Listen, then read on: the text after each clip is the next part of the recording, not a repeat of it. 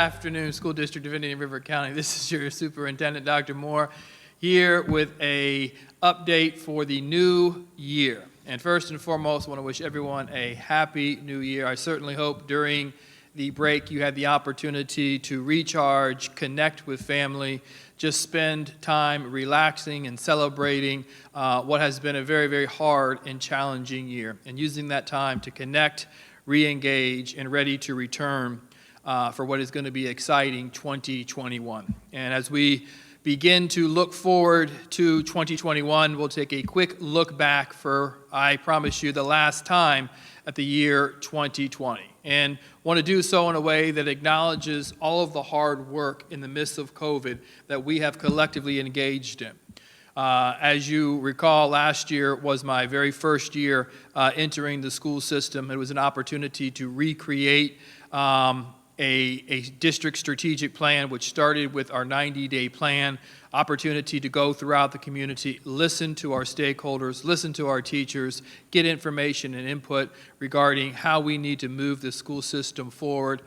We recreated and put equity at the front of our school system, created our African American Achievement Plan, and then updated a second one. So we're excited about the focus that we've put in on equity. Continue to build relations with our school board. This is School Board Members Month, by the way, so make sure you celebrate and acknowledge our school board members.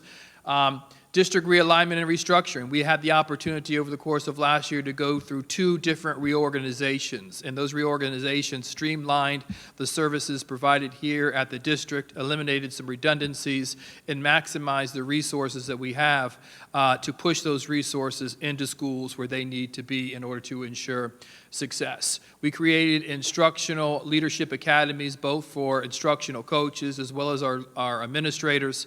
This was an intentional effort to ensure that we have world-class educational leaders in our schools and that we're providing the highest level of support for our instructional staff by providing instructional coaches for them. So we're excited we were able to roll that out. Then you look into what became COVID and our transition into COVID, quickly pivoting and working with our community to come together on how we are going to shift and modify instruction as we closed out the end of last school year. One of the things that has been a key focus for me was to be in constant communication, engaging with the community over the course of a school year, making sure the community remains informed of the decisions that we're making and the impact that it has on you. And we continue to have Facebook Live sessions and continue to communicate using social media to ensure our stakeholders, our families, our community is informed and understand the direction in which the School District of Indian River County is going.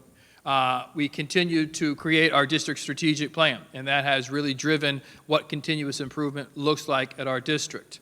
We created a staff allocation model. That is an initiative surrounding equity, ensuring where students need the most, they receive the most. A funding formula that ensures students are receiving exactly what they need. So it is an initiative that we are glad that we were able to push out. We expanded school choice, created additional seats in each of our schools to maximize opportunities for parents to access choice in their schools. We had created a new superintendent accountability system. This is a system that looks at my evaluation and completely ties it to our district strategic plan, ensuring that we are monitoring the most important things in this district, and there's a level of accountability from me all the way down into our classrooms, ensuring that we're aligned and we're focused in on what are our priorities. We passed the district millage, and that is at an all-time high for us as a community. And once again, we thank the community for showing that support and their confidence in the School District of Indian River County. And we were able to use those funds or anticipate using those funds next year as we just came to initial agreement with our teachers to have a very substantial contract offered to our teachers. So we're excited about that being put in place. We implemented Achieve 2025 plan. That's our district strategic plan. That is the focus of our system and the direction in which we're taking over the course of 5 years. It drives our decision-making process. It ensures that our words are aligned with our walk each and every single day, and that we as a system are keeping the main thing, which are our students. We enhanced our school choice themes, so just looking at those themes, ensuring that they are relevant, ensuring they meet the needs of our community, and as parents, you now have the option to look at very meaningful, unique programming in each and every single one of our schools. And I would encourage you, because we're in that window right now. The choice window is open. Go to our district website, review the choices that you have, the choices that the school district of Indian River County provides to make a choice on where your son or your daughter will be educated for the upcoming school year. Great programming is taking place here in our school system. Online school enrollment. So this is another enhancement. You can go online and complete your application process online, whereas in previous years you had to go drop it off and hope it was processed. And we're a data-driven district. We created systems throughout the district to ensure that we're making decisions based on the information, based on the data. A reflective organization that evaluates where we are, the impact that we're having, and having conversations to continuously improve based on the data. So some of the highlights of our reopening as we closed out the 2020 school year are Safer at School. We've had a lot of challenges, as has every district across the nation. But yet we stand together, we stand committed, we stand open, listening to the feedback that's being provided to ensure that we continue to be flexible, we continue to evaluate our reality, and be nimble enough to make changes in real time. At the end of this week, we believe we're going to have about 85% of our students back in brick and mortar, and that is something that we all could be very, very proud of.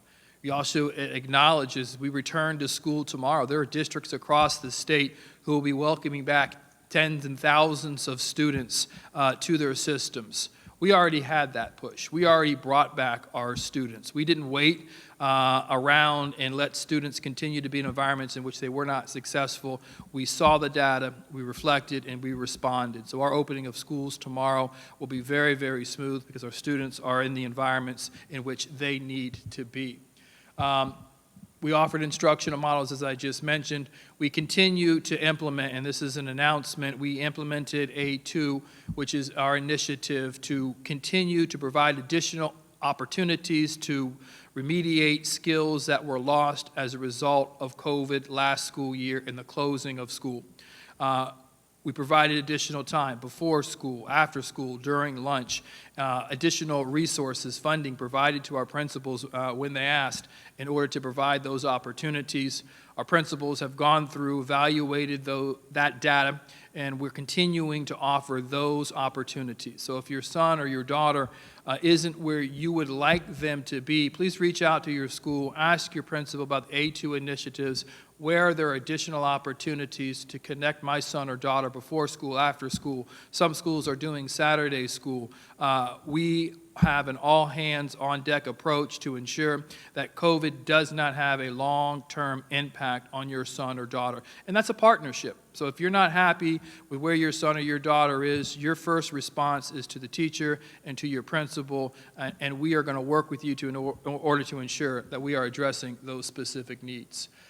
We created in November what we call instructional advocates, and that is a point of accountability for us as a system. These are individuals in our school sites who are reaching out to students who are on quarantine, making sure they have the resources and the materials that they need to be successful. We drastically reduced the number of days students need to be quarantined as a result of the COVID information being updated. So the number of quarantines, or the number of days students are being quarantined has been drastically reduced as a result of that updated order. And then, as I mentioned, we've already transitioned over 1,800 students back to our school system into brick and mortar prior to at the beginning of the second 9 weeks.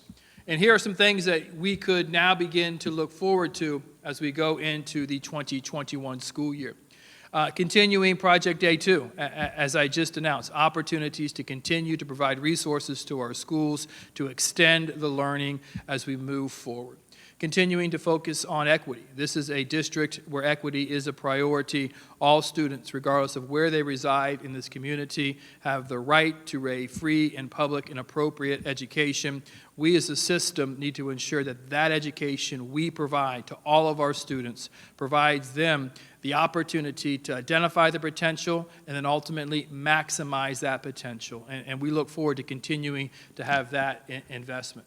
Continuing to optimize school improvement.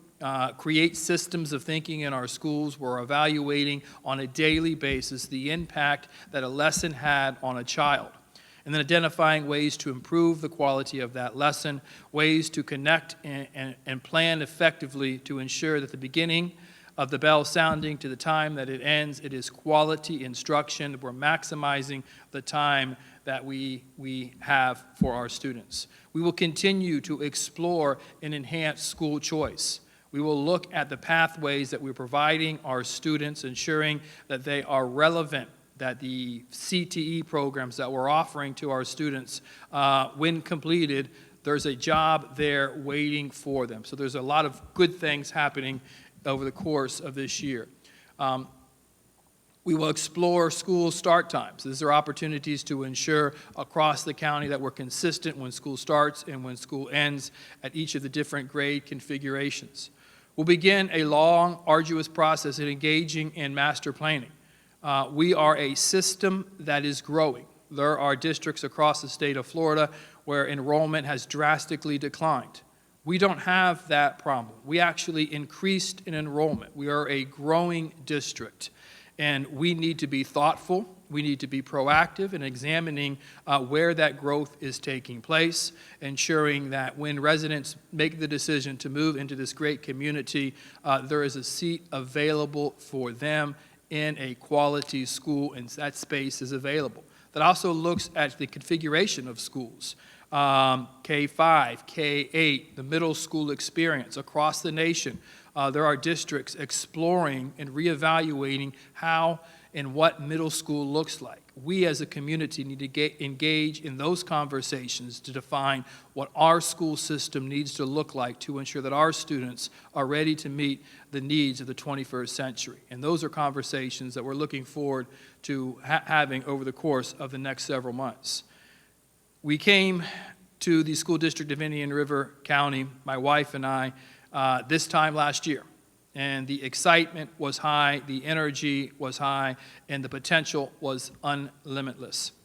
As COVID hit, those goals that we've set for ourselves collectively are still at the forefront.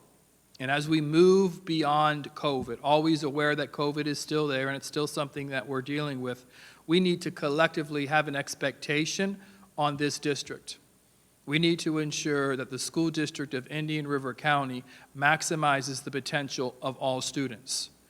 Our students need to be able to compete globally, and we need to drastically hold ourselves accountable to how we ensure that as a result of 12, 13 years in this system, when we hand that child the diploma, they have the opportunity to go and achieve their potential. They know where they're going. They know how it's going to be paid for. They are not being held back. We are going to empower our students to do all things. Whatever they can dream, we want them to be able to do as a result of their relationship with the school district of Indian River County. As we continue to open up schools, we spent the majority of the day evaluating our schools and our buildings. We are ready to open tomorrow. Buses are gassed up and ready to go. They will be there on time. But let me remind you, if you're experiencing a symptom of COVID when you wake up, whether you're an educator, an employee, or a student, please stay home, contact the school. We'll be able to facilitate support for you. We do not want to quarantine students, and the best way not to quarantine students is to eliminate exposure. If you do not feel healthy when you wake up, you conduct that symptom check, please stay home, contact the school. We want our students in school safe, secure, and learning. I want to thank our school board members as we recognize them for what is School Board Member Month. This is an opportunity for us as a community to engage our school board members for the impact that they have as they represent each and every single one of you in supporting this system in creating a world-class education for our students here in the school district of Indian River County. With that, the school bells ring tomorrow morning. We are looking forward to greeting your son and your daughter. We're excited to have them in our school systems, whether it's brick and mortar or one of our virtual environments. We stand ready to support you and educate your children. Thank you, and once again, Happy New Year.